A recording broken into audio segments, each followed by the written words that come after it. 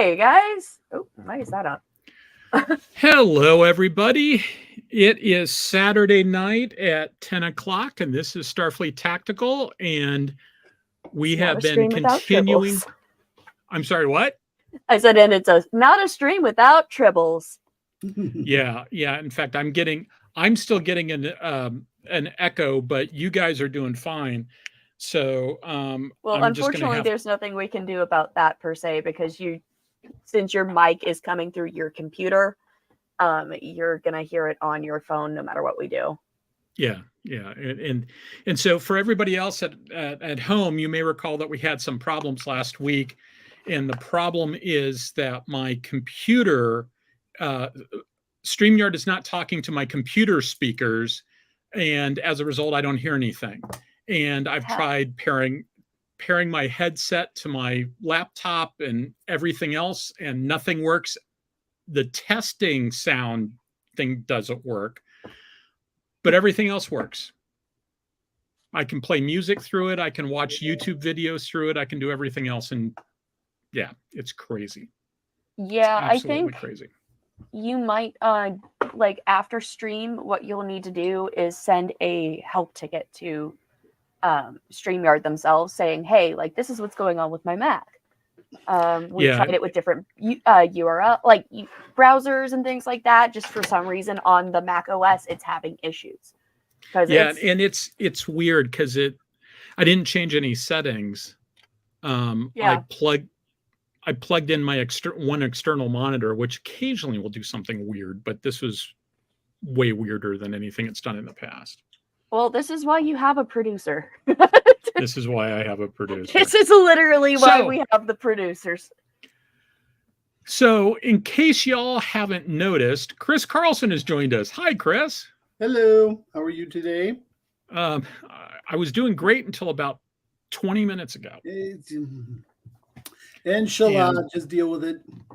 Yeah, and I've quit out of StreamYard a couple of times. I rebooted the computer. Yeah, literally, we tried every version of have you tried turning it off and on again you can think of. Yeah, and I've checked StreamYard settings. I checked Mac settings. It's weird. Oh well. But yeah, okay. Only thing you can do at this point, I think, is just send them a help ticket. Behind the scenes. Because that's the only thing we got. It's got to be how it's handshaking between the Mac OS and StreamYard itself. Yeah, I'm trying to think of what other troubleshooting I can do before I go to them. But in any event, so we've got a couple of things on the agenda. There's a few comments from last week that I want to address, but nothing super duper time critical. And so I'll do that at the end. In addition to that, there was a very interesting article that came out about the Littoral combat ship. It's on ProPublica. In fact, let me go ahead and put that into the chat.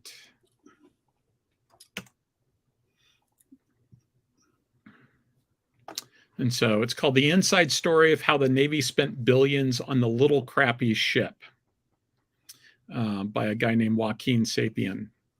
And it looks like it's sort of bled together in the URL. So be careful when you click on it. You should cut and paste the URL.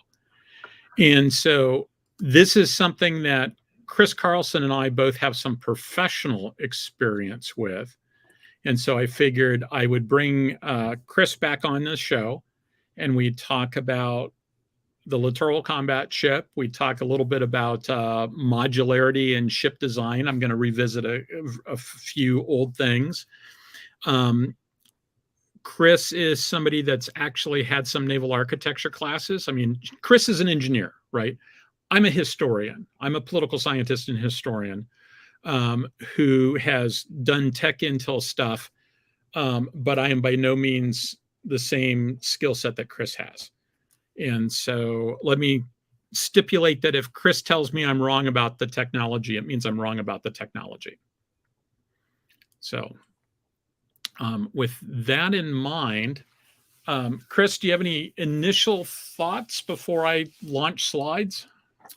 No, we can. Let's go through your slides. I did go back through some of those articles I mentioned to you this afternoon.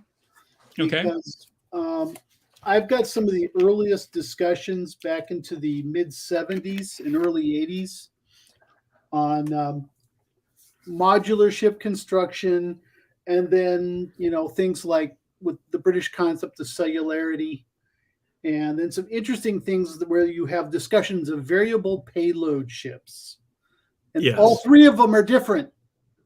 Yes.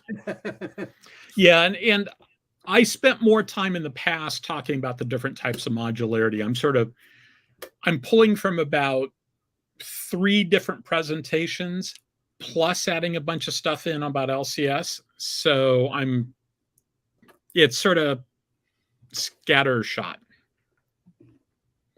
And I'll note this isn't made any better by the fact that I'm hearing an echo in my own head, because I am dialed in on my phone. That's how I'm getting audio. And as a result, everything I say, I hear a half-second later. So quick before she lets go. Yes. Debut. She's adorable. Okay, so let's see. The main thing about this is the Chriscentric schedule. Next week and the week after, I will be in Alabama for work stuff. Then there's 4 shows in a row. And then I will be out of town for a science fiction convention in Rochester, New York, followed immediately by going to Norfolk, Virginia for work. So I'm going to drive from Rochester to Norfolk via Pittsburgh. Ugh. It's not as bad as it sounds. That sounds like it's a 14-hour drive. It's really an 11-hour drive. And it's really only about an hour and a half, 2 hours longer than if I just drove straight from Rochester to Norfolk. And that's because the bulk of the delta between Norfolk or between Rochester and Pittsburgh is north-south, not east-west. And since I have to do the south anyway to get to Norfolk, it's not that bad. Okay. So those things are a lot closer to being in a line than they sound. They're not really in a line, but they're closer. So in any event, so I'm going to miss the last session in October and the first one in November, and I'm going to miss the next 2 weeks. And in between, I think I'm going to do some war on fighters and torpedo boats and stuff like that. I want to do some talk about La Foudre, my favorite torpedo boat carrier. Of all the torpedo boat carriers that the world's navies have built, La Foudre is my favorite. And that probably has something to do with it's the only one that anybody ever built. So I want to talk about that. And then there's something else I wanted to talk about. Just assumptions in science fiction and how important assumptions are. Bob points out that the 28th of October is the Saturday. I think that's right. Because the Monday, if I remember correctly, is the Monday is the 30th because my conference starts on the 31st. So, okay, so I put together this presentation. Chris is not responsible for any of it. If he throws rocks, you should believe his rock. Okay, I'm going to do a quick overview of LCS and some other real-world things that sort of fit into that. And then I'm going to talk about the ProPublica article, and then I'm going to talk about starships for a while. Okay, so why are we revisiting the subject of modular starships, aside from the fact that modular starships are cool? It's really kind of for a couple of reasons. One is that this ProPublica article came out, and I just read it, and it's really a pretty good article. It's worth reading. The article is not complete. There's some stuff that it doesn't include. But it's, this was a program that lasted 15 years. So putting 15 years in 15 pages is kind of hard. The second thing is that there's the opportunity to bring Chris in. Chris was an observer during all of this as well, and was involved in part of this sort of peripherally as somebody who needed to understand about navies. And so having his perspective on this is pretty good. And then the last thing, I want to pull together a bunch of thoughts from a bunch of disparate places and put them all together. All right, I'm going to try lifting this up just a little bit and see if I get better results. Can you guys still hear me? Yeah. Oh, yeah, because the microphone, you're listening to me off of my laptop. I'm listening to me off of my headset. Okay, so let's do a quick little overview of the Littoral combat ship. It came in 2 different C frames. And so one of the things I really like about the LCS as a concept is sort of the vocabulary they adopted to describe all these things. The C frame is the basic hull. And so the C frame has some inherent capabilities, like, for instance, those guns that are on it and the radars and stuff like that. There's some missile, anti-aircraft missiles. All those are sort of built into the hull. That's the C frame. And then you combine the C frame with the mission packages to provide the ship with capabilities. So what's a mission package? Well, a mission package is a mission module, or one or more mission modules, plus the crew that supports those mission modules, plus any aircraft they have to embark specifically to support that mission module. So what's a mission module? A mission module is the mission systems plus the support equipment. And mission systems are vehicles, sensors, and weapons. Now note, I talked about aircraft, right? So, but aren't aircrafts a vehicle? Well, when it talks about vehicles there, it's talking about generally unmanned vehicles. I haven't heard of any mission system vehicles that were manned. They were all things like UUVs and maybe a USV. Every possible option under the sun was discussed for this ship at one point or another. They narrowed it down to a small handful of capabilities, and then they didn't build any of them. Or they came up with sort of inferior versions of all of them. When they say support equipment, I don't know what they mean. Chris, do you know what they mean by support equipment? Might be particular types of frequency of electrical power. They might have some motor generators if they need 400 hertz. There may be cooling requirements. Okay, so they might bring on like extra generators. Yeah, well, like I said, more converting. Converters. Probably cooling, because that's a bugger to factor in. Okay. So that would be my biggest guess, is that we're talking ventilation, cooling, and power. And, I said that I couldn't think of any manned vehicles. That might not be the case. I can't remember if there was any ribs that were associated with the mission packages. So there might have been. I don't recall that. Oh, Bob's got an interesting idea. Maybe added fuel capacity for helicopters. And I could see, it's probably some specific helicopter stuff, right? I can imagine that there's special test gear that they would only bring on board if they were actually going to embark a helo. So, okay. And so what we have here on the right-hand side is the LCS-1 class, the USS Freedom. And on the left side, we have the LCS-2 class, the USS Independence. Okay, so let's take a quick look at the Freedom class. This is, a general schematic of it. It's got a steel hull with an aluminum superstructure. It's got, okay, I did this from memory, Chris. Is it a semi-planing hull? Is that the right description of that hull? Yeah. Okay. And so the idea behind a semi-planing hull is that when it's at speed, these things were all designed to be very fast. The Navy was, well, specifically the Chief of Naval Operations, when they first came up with this idea, was really, really focused on high speed.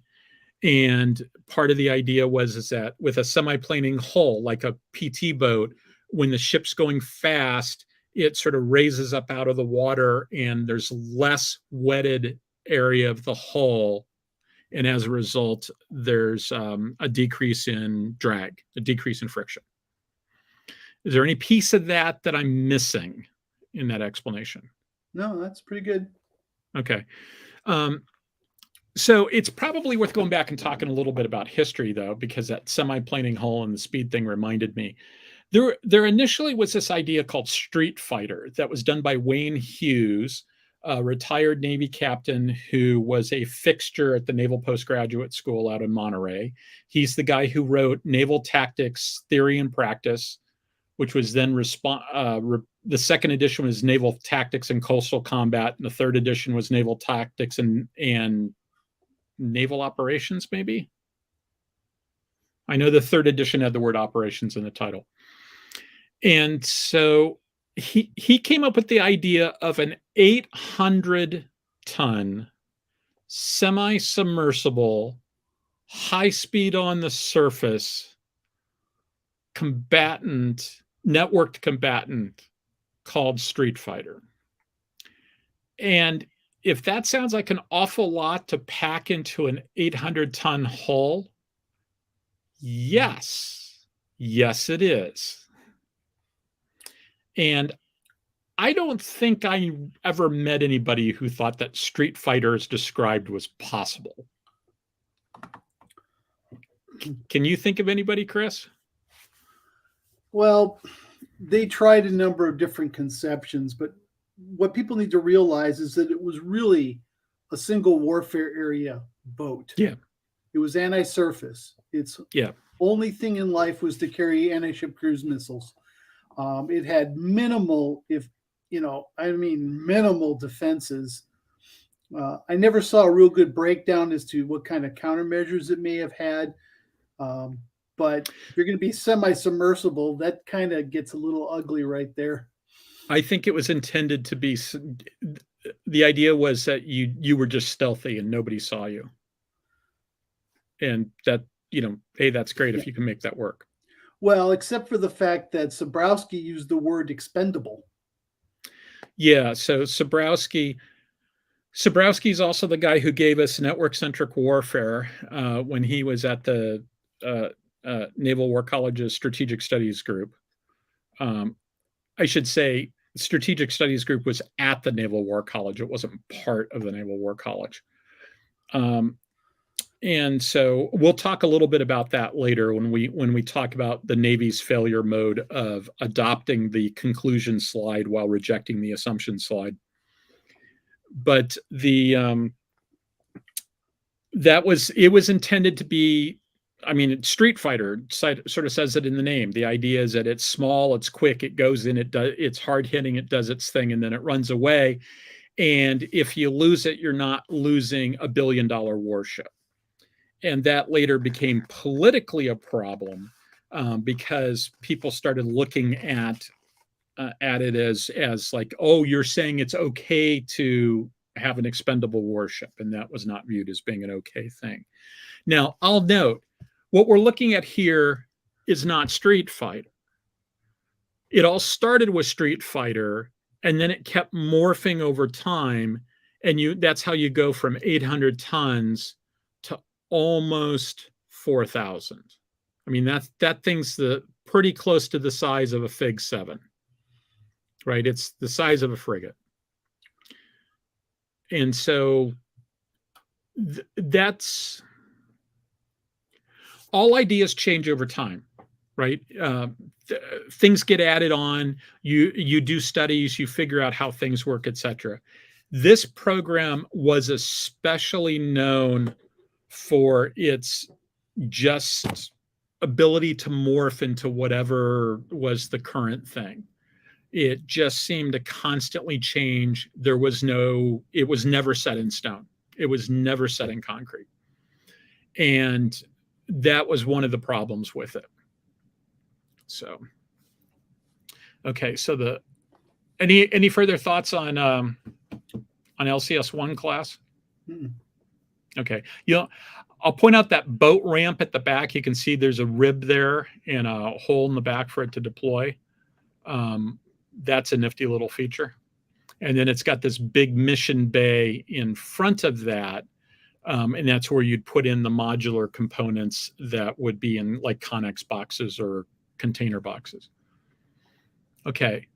The Independence class has an even bigger flight deck with an even bigger mission bay.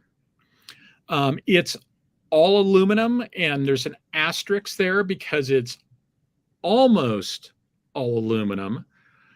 The tunnels that the water jets were in were steel, and that's a problem that I'll talk about in just a little bit. In addition to that, it's a trimaran, so that is the benefit of a trimaran is that it's a lot more stable. The problem with a trimaran is that essentially what you've done is bolted 3 ships together, and they have a tendency to want to go in different directions.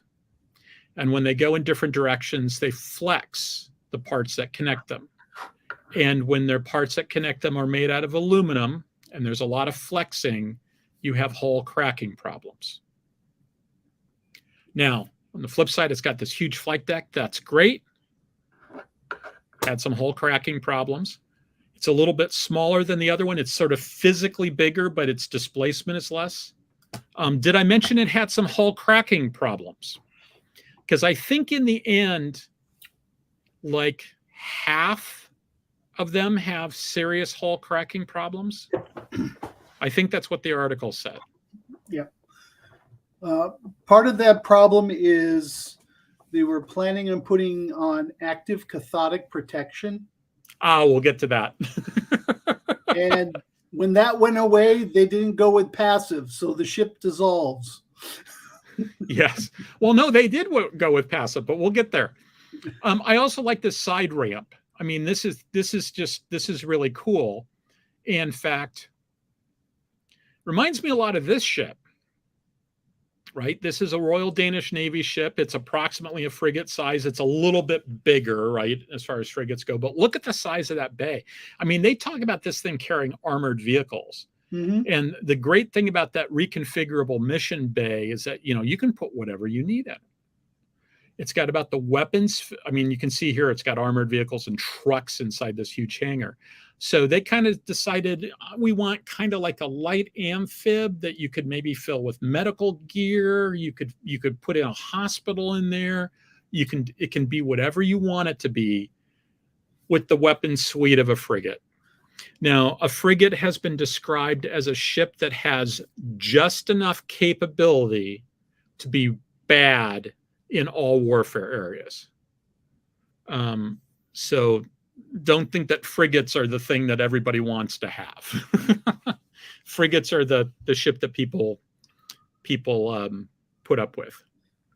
I like the idea of calling it a battle ferry, by the way, Alan. Yeah, I like that. The best way to think of a frigate is that it is the smallest multi-missioned naval combatant.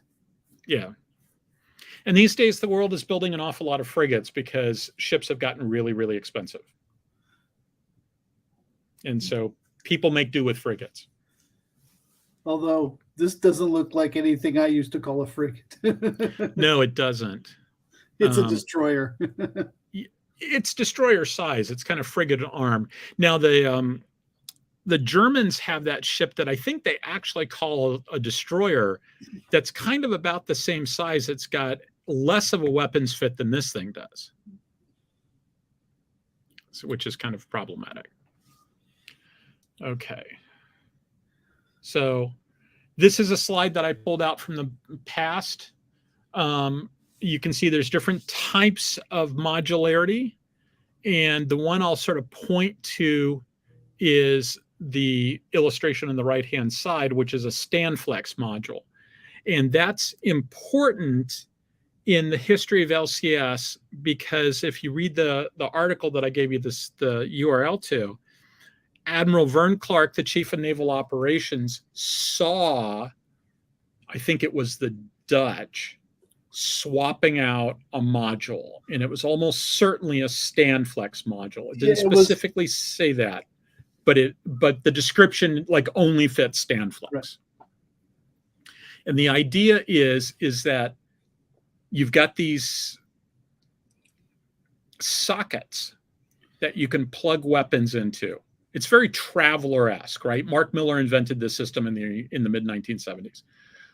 You can plug these weapons into the sockets with some restrictions. You can't put every weapon in every location. Some weapons will fit. There's some sockets will take any weapon, but other ones there's some limitations. And they've got standard locations for power and cooling and control wires, etc. So it basically just plugs in. It's plug and play. And now you still have to turn a few wrenches and stuff like that. There's still cranes involved. So this is a multi-hour evolution. But at least in theory, you come in on Tuesday, you spend Wednesday swapping out modules, you leave port on Thursday, and you're ready to go go play with your new modules. In theory. In theory, you could do that with the LCS modules. They never worked. Not like that anyway. We were a lot more ambitious than the Danes were with Standflex. I think it's the Danes, or is it the Dutch? It's the Danes. It's Denmark. And there's a reason for that. Go for it. Okay. And the Standflex you like to talk about is the Standflex 300. That's the small patrol craft. That's about, I think, well, I've got it right here. I think the biggest missile cell is like 12 missiles. On that thing.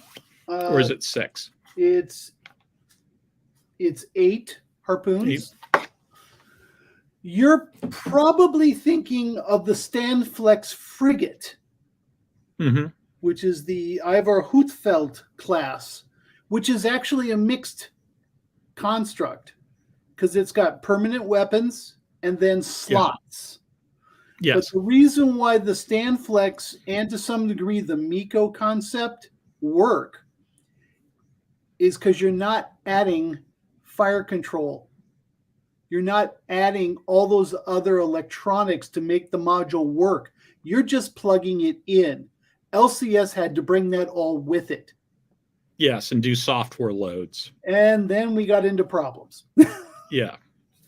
So the module that we're looking at here is a mine countermeasures module, or mine hunting module of some sort. No, that's the VDS. That's the Salmon VDS. Ah, that's interesting. It's if you can see on the back right, you see the yellow fin. Okay. Yes. That's the Thales medium high frequency variable depth sonar for ASW. That's interesting. It's labeled as a counter mine system in Wikipedia, which is where I got the image. Okay. I just assumed they were using a VDS for mine count. I assumed that was like a towed body. It is a towed body, but no, I meant a towed body for like seafloor mines. Yeah. I stand corrected. So I had to look at that for a while.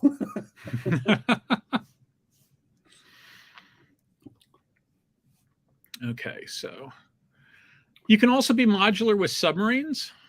This is the Swedish A26 class, which they sell in 3 different variants. They sell a coastal version, a medium range version, and an extended range version, based upon whether they include 0, 1, or 2 of those extra modules.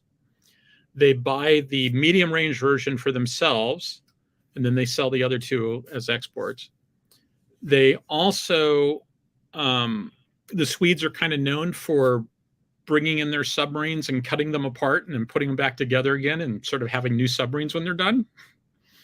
The Swedes are very interesting when they approach military problems. So in this case, it works because most of what they're adding in those situations are fuel to extend the range. They're not really adding combat systems when they do that. Now, this is one of those cases when you talk about modular construction. Yes. It is pretty much typical. Virginia class is built by modules. Yes. The Astute class in the UK is built by all the Russian boats since third generation are modular built. And all that means is that hull sections are spread out like you've got in your diagram here, and you can just insert the innards to it. Now, it means it needs a lot more space on the construction ways than doing it the other way, but it is faster overall, particularly with issues that you have to pay attention to in submarines, and that is stealth. You really got to pay attention to that. So modular construction really lends itself to sound reduction. So I'm sure you would agree with me that anybody who's interested in that should go visit Hayden's site. Oh, yeah. Yeah. H.I. Sutton is a good place to go for stuff like that. HISutton.org, if I remember correctly. No, it's right? Covert Shores. It's covertshores.org? Just put in Covert Shores. Yeah. Yeah, I think HISutton.org is the URL, but if you do a search for Covert Shores, it is a fantastic website that is only mildly negated by its horrible user interface. Yeah. And complete lack of search capability. But it's worth just going back. In fact, this illustration came from that site. It's worth just paging back and reading all the stuff on that site. It's fantastic. And long-term viewers of this show will recognize some of the illustrations because I pull from that site for modular. Like I think for the one modular construction thing I did, I showed some of the stuff about the submarine stuff, or like the Astute pictures he had where they're sliding things in. I think I included those. Okay. Okay. So let's talk about this ProPublica article. Did you get a chance to read it? Yeah, and it was deja vu. Yes. Yes, it was. Oh my God, it was like reliving the 2010s. Well, in the 2000s, probably more in the 2010s. So here's sort of a summary of it. They put this summary up there. These are all direct quotes from their summary of their article. They got the cost wrong. And it's even worse than that because as near as we can tell, the original cost was just Vern Clark talked to a construction manager at a shipyard and said, hey, how much do you think something like that would cost? And the guy just pulled a number out of the air, and that number became enshrined. Nobody could question that number. And the number was like 150 million. It was ridiculously small. So they say the price tag more than doubled. I thought it was 250. I think the first one was like 150. Oh, there was and then no way. And then they quickly went to 250, and then it ended up being like 550 per copy. Yeah. So they were supposed to have interchangeable weapon systems. It did not happen. Most of the systems didn't get built. The ones that did get built were not interchangeable between ships. They required different software loads. They required the ship class specific crews to make it all happen. So all this we can plug and play, and it's like USB. You just plug it in, it works. None of that happened. The crews were very small, and they had all these problems, and as a result, they didn't go to sea very often, and they ran the crews ragged trying to fix stuff. They decided that they were going to go with shoreside contractors for maintenance. That led to problems in that the crews didn't fully understand the ships and they couldn't repair them at sea. And as a result, they frequently didn't know how to fix their own ships. They constantly broke down, because that's gonna. I should note that all the stuff that I have to say about like my own personal experience with this, that was before we got to the part where the transmission was made out of glass and kept falling apart, and they got leaks and poor design systems and water in the engines causing massive corrosion. That stuff all came later. I'm just going to talk about the stuff where it was conceptually broken. Let's see. They ended up buying way more ships than they originally intended, in part because that's the deal they made to get any ships at all. So they were originally going to down select, and they had one that was in Alabama and one that was made in Wisconsin. And instead of down selecting, they bought a whole bunch of each so that they could get both congressional delegations on board. And that was just a problem. Now, one thing the article missed, Chris already alluded to it. For that LCS-2 class, you've got underneath the waterline these steel components that are in contact with aluminum components that are in the ocean, that are in salt water. And anybody who's ever had a metal-hulled boat knows about galvanic corrosion. What you end up is a current running between the two different kinds of metals, and that causes the aluminum to dissolve. And so the ship maker, they made aluminum-hulled ferries. They said, hey, you're going to want to put on an active protection system, a system that actually was powered and would have a countercurrent to prevent that from happening. The Navy said, that's too expensive. We're just going to use a passive system. So they put sacrificial zinc anodes on. So if you've ever owned a pleasure boat that's got metal components in the water, you know about sacrificial zinc anodes. The idea is that the ocean wants to dissolve something, so it'll dissolve the zinc. The problem is zinc and aluminum were so close to each other, and that current was so strong that the ocean was unpersuaded to dissolve the aluminum. So basically, the United States Navy, over the objections of their builder, insisted on building a water-soluble ship.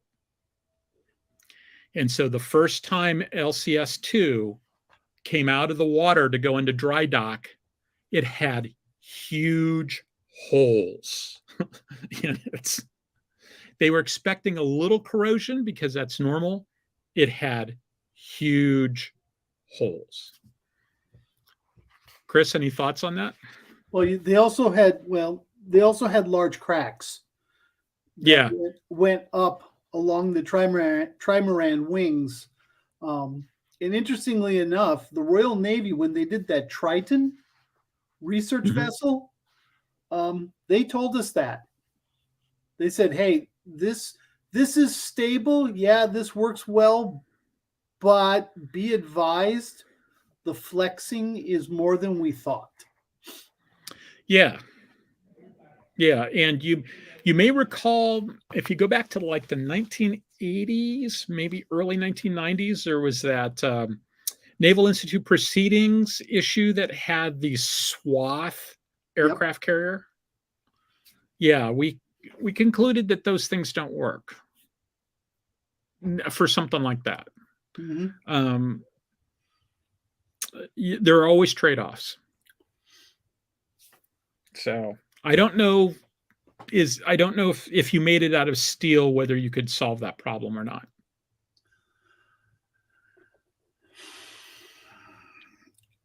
I think you get flexing and twisting regardless. Yeah. The question is, can you design a steel hull that can take it? Do you want to pay for the steel hull that's reinforced to handle that load? It's like everything else. Eventually you get to the point where you're paying so much to compensate for the downside that you're no longer, it's no longer worth it. And if your measure of effectiveness, which is what it was for the LCS, is speed, additional hull weight, Group 1 weight is not appreciated.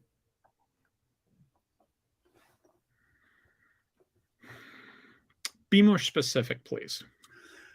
If you want to build a trimaran that can handle that kind of flexing, and you need to reinforce it, you're talking a lot more weight in hull and structure.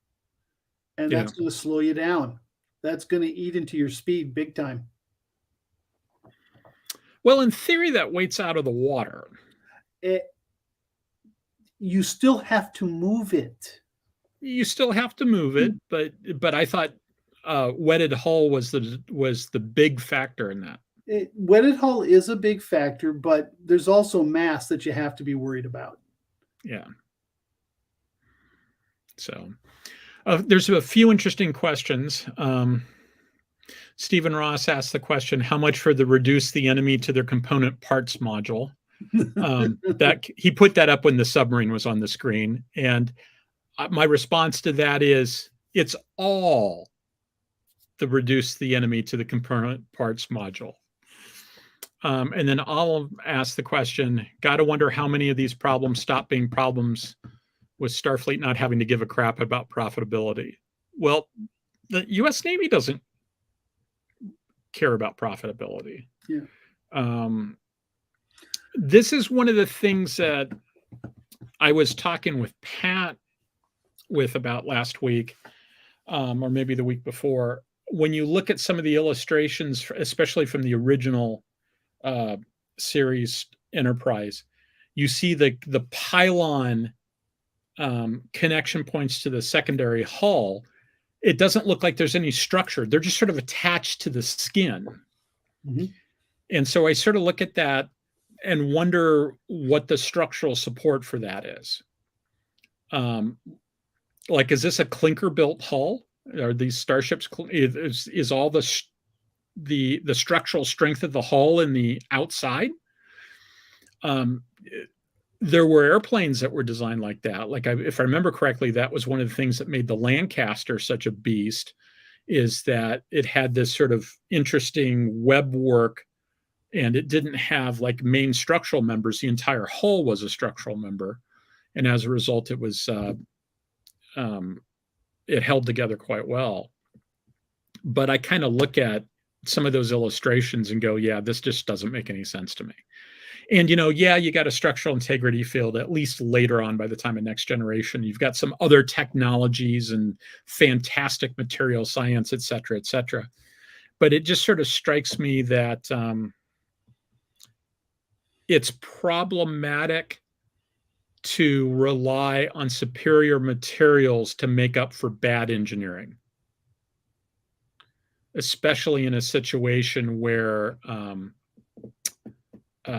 there was something else I was going to say about that. Especially in situations where it's not apparent that they had to do it that way, right? There's no reason why they had to do it that way. So I can come up with an explanation as to why it's not as bad as it might seem, but I still look at it and go, like, that's just bad engineering, right? When you're thinking about the structure last, as opposed to thinking about the structure first, it seems to me you don't know how to design a ship. Says the historian. Would the naval engineer like to correct me on that? No, I mean, you have to look at, in the case of the LCS, they took ferry designs. Both of them are ferries. And there wasn't a whole lot of changes done to hull and structure. And that was because they wanted to keep the cost down. I don't think LCS-1 was a ferry. Yeah, it's initially based on an Italian ferry. design. Oh, okay. I didn't think that one was. Yeah. It's pointed out that it was actually the Wellington, not the Lancaster. Okay. So, okay. Let's see. So, while all this LCS stuff was going on, I had a good seat to watch it all. I started at the Center for Naval Analysis in 1999. I moved to the Naval War College in 2005 and was there through 2010. So there was a lot of times where there was discussions about LCS taking place that I was part of. And I knew some people that were working on various pieces of it. People that did some studies for it, people that were part of some of the proposal teams. One person in particular was part of both the SSG when he was in uniform and then was part of a proposal team later on. There were other, I never specifically did any LCS studies myself, but there were lots of people at the War College and lots of people at CNA that were working on that. And I heard all the stories. And so I don't think the issue here is that people get stuff wrong because, you know, when you're trying to invent the future, people get stuff wrong, or that there was a bunch of people that said they were getting it wrong, because you're always going to have people that are going to say, no, I don't believe in it. Or even that they got the cost estimate so wrong. It's that all the problems that they had were obvious in real time. And so they stuck with the original cost estimates, even when it was clear that they weren't going to make sense. And they kept inventing reasons as to why it was going to be different. One of those reasons was they said, no, we're not going to use standard naval practices. We're not going to use normal naval standards. We're going to do something that's a lot closer to commercial. We're not going to make them jump through all the hoops. It's going to be cheaper because of this. And then the contractors all submitted designs that didn't jump through all the hoops. And the Navy then said, you need to jump through all the hoops. And so it was, some of the stuff was just backing off of bad decisions. Like deciding that maybe we do want the ship to be able to deal with rough weather. Right? And because your average civilian ship tries to avoid the storm, sometimes navies don't have the option of avoiding the storm. But part of it was things where they had done, the contractors had done weight saving things that they got put back in. Like at one point, instead of putting in walls to lock up gear, they were just going to use like bins that were made out of chain link fence. And the Navy said, no, you need to put in standard walls there. Well, they went to the chain link fence because it was a lot, weighed a lot less. So there was that. There was a specific issue with the gun that they put on it. Originally, there was this missile that they were co-developing with the Army. And people pointed at the gun and said, the gun doesn't have any range. The gun is crap. And there's a story about why the gun is crap and the study that led to it. And one particular person who refused to listen to reason. I won't get into that part. But the important part was that you had a longer range missile and a shorter range gun. And they consistently said, well, it doesn't matter about the range of the gun because that's just a backup. The missile's the primary weapon. Well, then the missile got canceled. So they didn't have a missile to put on it. So they picked this other missile that was a lot shorter range. And when people said, hey, the missile's got too short a range, the response was, well, the gun's the main weapon. Yeah.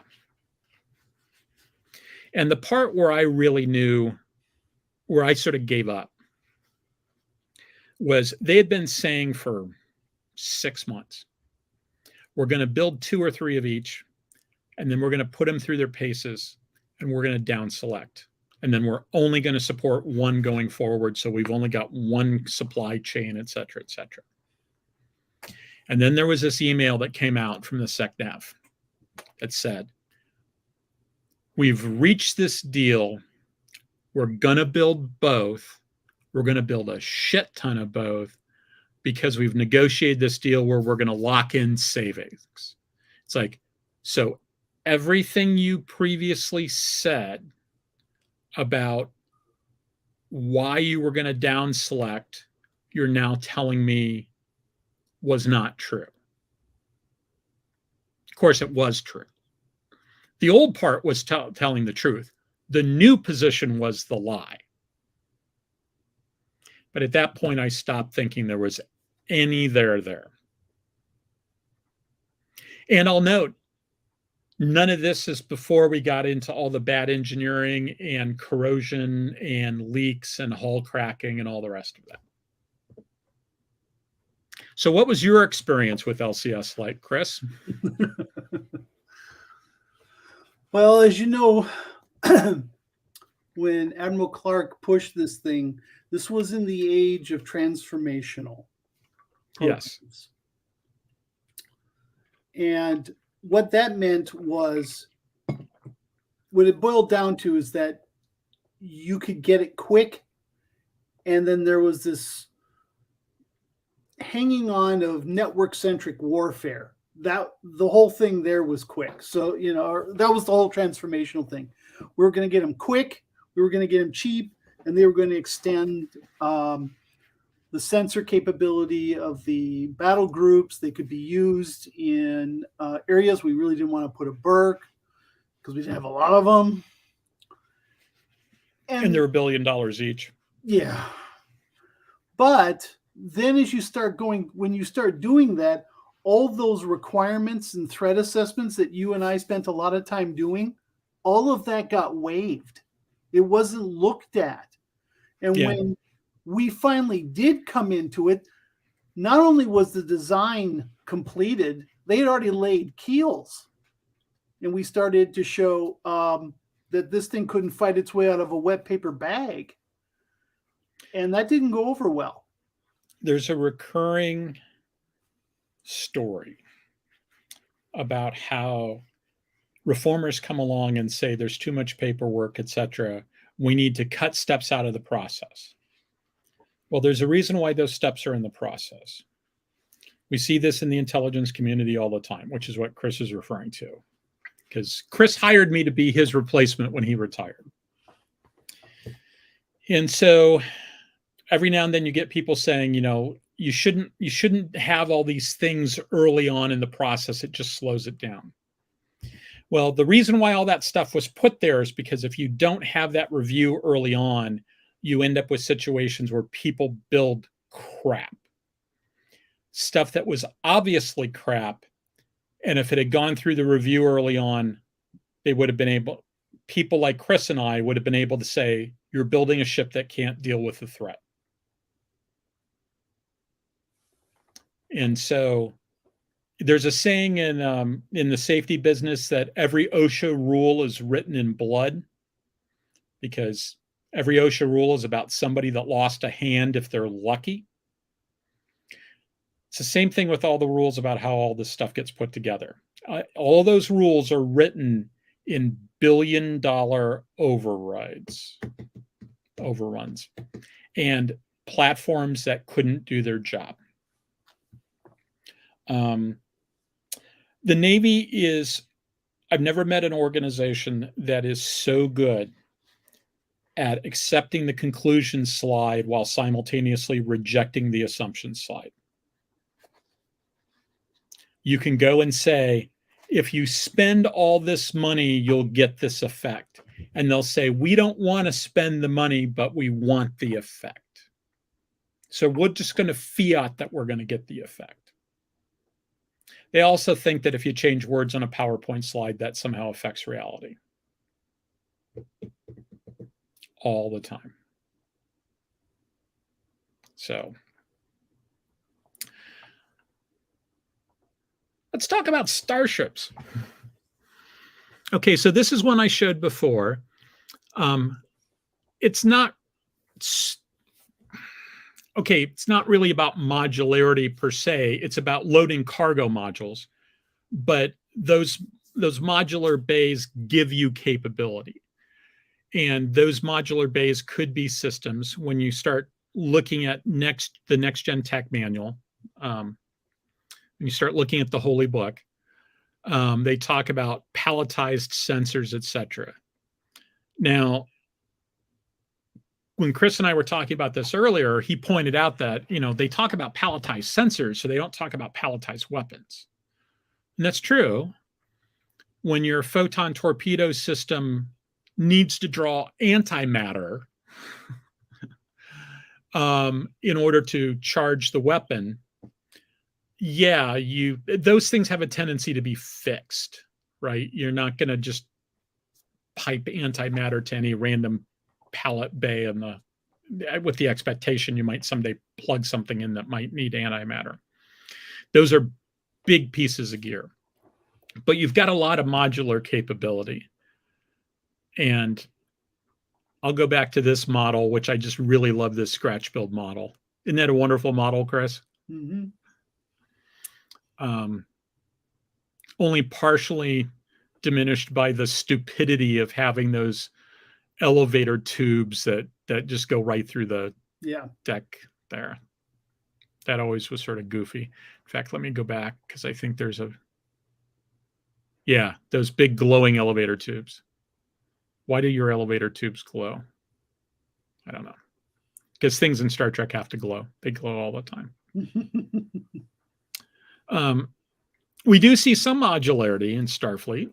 I mean, it's very specific modularity.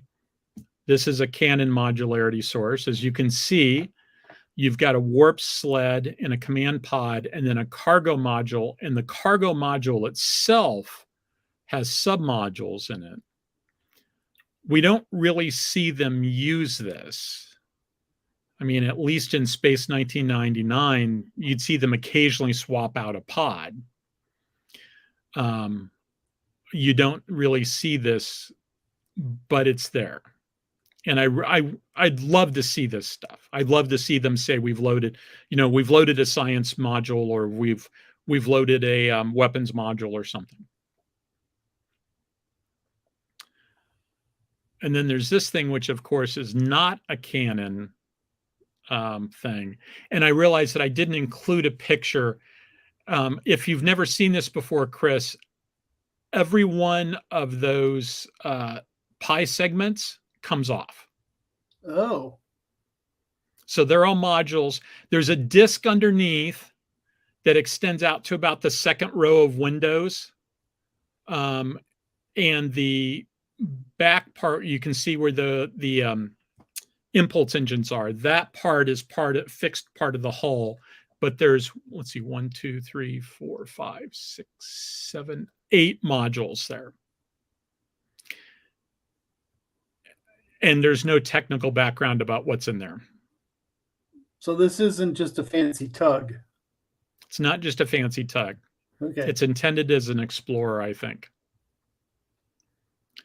Although it's got kind of a small deflector, but it does have a dedicated deflector. Mm-hmm. And I always come back to this monstrosity, which I think is a monstrosity because of the roll bars are just too much. The roll bars are just too much. But if you take those roll bars off, the story that I tell myself about this is that for whatever reason, they had an extra secondary hull, right? So like some ship got damaged and they swapped out some parts, right? They did something like when they took the nose off of Kentucky and put it on the Wisconsin after Wisconsin had her collision. And so, except the difference here is that they repaired a ship using a ship that was under construction, and then for whatever reason they never backfilled the parts, and they've never finished building that ship. So they have this extra secondary hull. And somebody in the Starfleet Design Bureau says, we've already paid for it. Let's see if we can come up with something interesting. And so they build this structure between the two secondary hulls.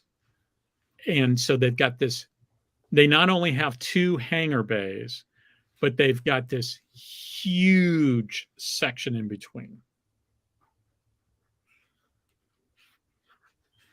Now, I didn't say this when I presented this before, but you might remember, Chris, that Clark Apt in a Naval Institute Proceedings professional note proposed taking two Ohio-class hulls and put a section in between that you would use to carry a Marine unit. He proposed making a submarine, an amphibious assault submarine. Mm-hmm. And so the idea is that the crew and the operational stuff would be handled in the one Ohio hull. The other Ohio hull would just be barracks for all these Marines. You'd seal all the vehicles and then fill up the empty space with fuel, which you would then pump off into bladders. He didn't really talk about the entire part where you beach the submarine to get the stuff off. But when I saw this, that's what I thought of. Well, fortunately, we've already seen what happens when you put two hulls in close formation. It's called a typhoon. Yes. It's ponderous, and it's another case of if you build something with multiple hulls, they have a tendency to want to go in their own direction. Yeah, you get a little bit of that. But the Russians did have several designs of amphibious assault submarines. I think Apt cited them. We did a SITREP article on them because we had drawings and some models, museum model pictures. I think I remember that one. But when I look at this, I see two deflectors and big engines, and and two warp cores, right? Yeah. So my hypothesis is this thing is fast. This thing is fast. And it could be a very, very interesting ship. Well, if you get rid of the roll bars, I can understand, all those other things, but the roll bars are overkill. You got 4 mega lasers, you've got 2 photon torpedo bays, plus a standard phaser fit on the saucer. This is perilously close to a dreadnought. Yeah, and the thing is, you've got that. You could put a photon torpedo launcher in between those two deflectors. Yeah, at the front of that bay, and you're covered. Yeah, I mean it's you're going to want to link. It's no good to have 2 warp cores if each warp core can't send plasma to both engines, right? And so you're going to want to have a cross connect. You're going to want to have that probably at the front of those secondary hulls. And so would be exactly the place where you'd be dealing with antimatter plasma type stuff anyway. So why not have that be the place where you put the photon torpedo launcher? So,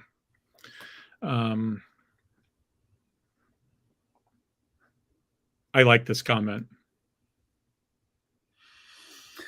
Yes, that's a good one. All right.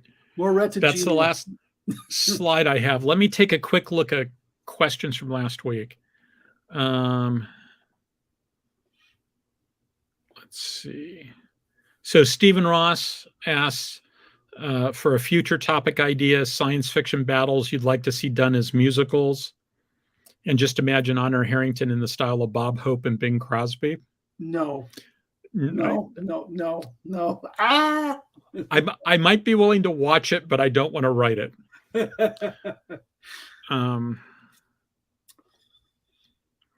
Stephen Ross also said, I remember an intro to computing class in college. The computer we were training on said hello when it booted up.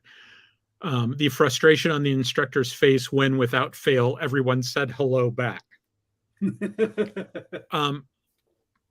I kind of put that in the same category as using your turn signal in the parking garage. I use my turn signal in parking garages all the time because I'd rather have my automatic muscle memory be use your turn signal. Really? So it doesn't cost you anything to be polite to the machine.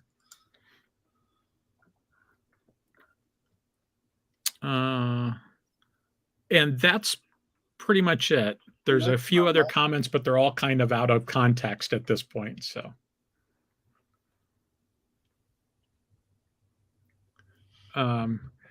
Bob did make the comment, the NASA adage back in the shuttle days, better, faster, cheaper, pick two. I think it was really kind of pick one. Yeah. It's like in submarines, deeper, faster, quieter. Sometimes you get to pick one. Sometimes you get to pick two. You never get to pick three. Yeah.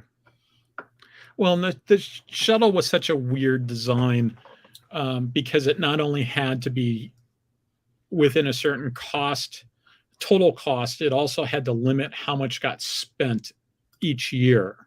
Yeah. And so the end result was some really weird design decisions, which is really kind of a shame. So,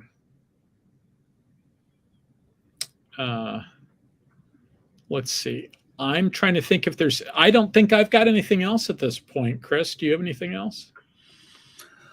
The only thing to tie in with modularity is for Starfleet, I see it more along the lines of what the Brits do, cellularity, which is to aid in construction and aid in updating, to build the ship in such a way that you can modernize it without really costing you an arm and a leg. And among other things, that means big hatches, big doors, and big passageways. Because if you have to cut a hole, if you have to do hot work, right then and there, you're doubling the cost of it. So, plus, there's always the danger you're going to set your shit up on fire. No, then that happens routinely. But I mean, so that when I look at spaceship construction, I look at the modular concept because a lot of these ships, tend to be quite big, a lot bigger than a destroyer that we're talking about here on Earth. Their weapon systems universally are energy intense. So you're going to have fixed conduits, whether it be electrical power or plasma, which way you're going to go. So variable payload doesn't make a whole lot of sense in the military aspect of Starfleet. But on the exploratory aspect, it makes a considerable amount of sense. Now, earlier today, we talked about the idea of the war galaxies. The claim has been made, I believe in Canon sources, that all those galaxies that we see in the background during the Dominion War are not standard explorers. They're extra hulls that had been partially completed. And I think in the Next Gen Tech Manual, it talks about how Starfleet actually turned the crank a couple of more times and built some ships that partially built some ships that they were going to keep in reserve so they could finish them later. And so the idea is that those got completed, but instead of having science labs, they had extra generators and extra shield equipment and maybe some extra weapon systems. That's a little bit different, of course. And it wouldn't surprise me if Starfleet, if there wasn't one guy in Starfleet whose job it was to do a little bit of preliminary thinking about, if we had to convert these into battleships, how would we do that? Wouldn't surprise me. Well, you could actually tie that more to the concept of how do we fight the Borg? Yeah. Because Defiant came out of that group of thinkers. Because, they tout Defiant as one of the first combat-centric starships. In a long time. Yep. All right. I'm looking for something real quick. And I'm having a hard time finding it. Of course you are, because you need to.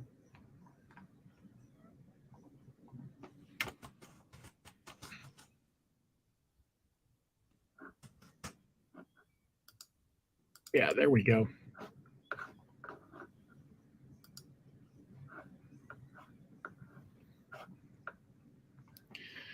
All right, let's see if I can do this.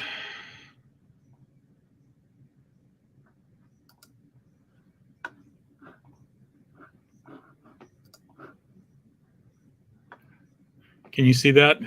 Yep. So that's supposedly the program office patch for the Defiant class.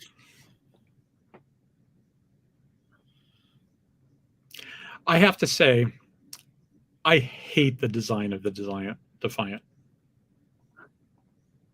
I have never liked that design. Well, I'm not a fan of it either, but if you think about it, it plays a similar role to the LAC in the Honor Harrington universe.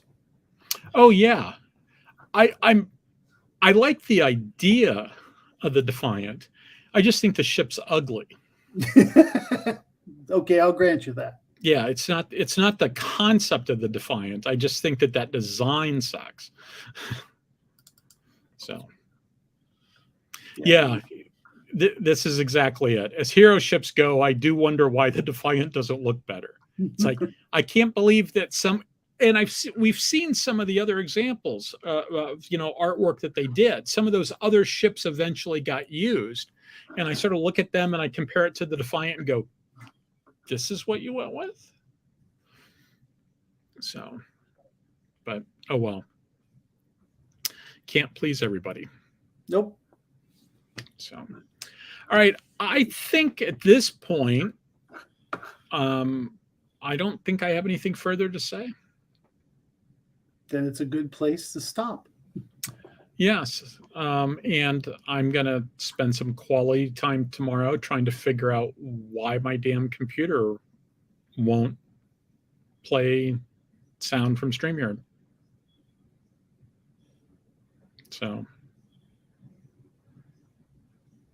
So hopefully not next week, not the week after, but the week after that, when we do a show again, I'll have all the problems fixed.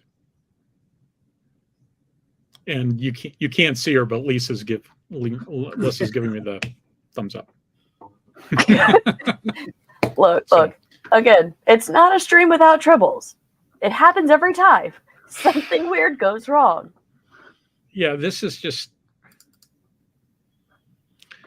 It's weird because, like we had the one where I was doing it solo, where I didn't realize that there was an overlay on, and that one took 15 seconds to fix, and I felt, it's like, oh, that was dumb, right? That was clearly just user error on my part. This one, I don't know what's going on. It has to be something with coding. That's the only thing I can think of.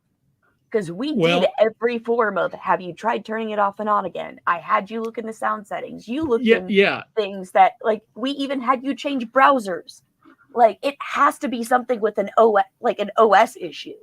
There's nothing else I can think of. There has been an update I think I've done an update since the last time that it successfully works. So I'm going to see if there's any more updates. I'm going to download Firefox. I'm probably going to delete and reinstall Chrome. And that's then another thing to try. Yes. At that point, I'm out of easy answers. Again, I think it would be worth it to put in a ticket with StreamYard.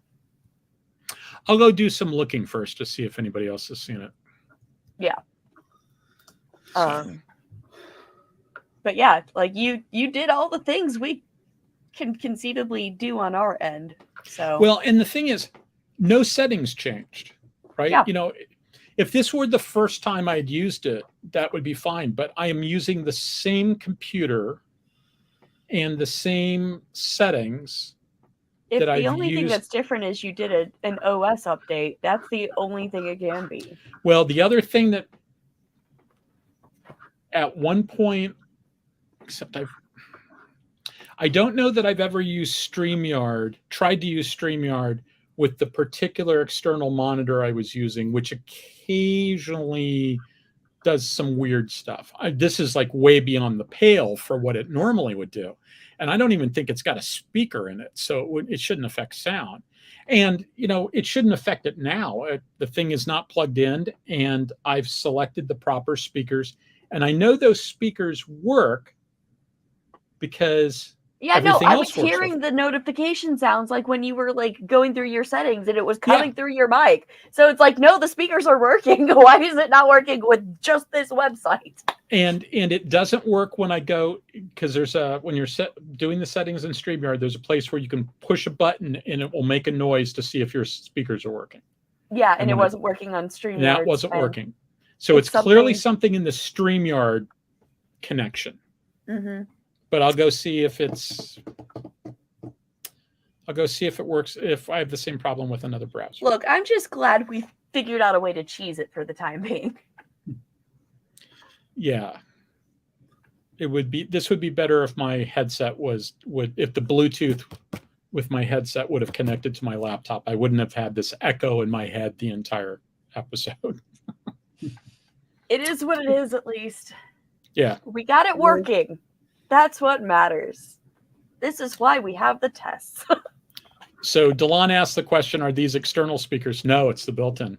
I tried using the external ones and they failed too. Mm-hmm. It's not the speakers. I think even if your headset had connected, it probably wouldn't have been working, because if the external speakers weren't working either, that's two speakers. Yeah, although I will admit I didn't get a whole lot of opportunity to troubleshoot the external speakers, because that was the option I tried literally 30 seconds before we were supposed to go on, and it didn't work, and so I backed off of it. So I will get to dust off my, I spent 5 years doing Macintosh tech support, so I get to, my skills are a little rusty, but they're gonna get pulled out of the tool chest and used tomorrow. So, all right. With that in mind, let's go ahead and call it. Yes. Good night, everyone. Let me. Thank you very much, everybody. Good night. See you later. Bye.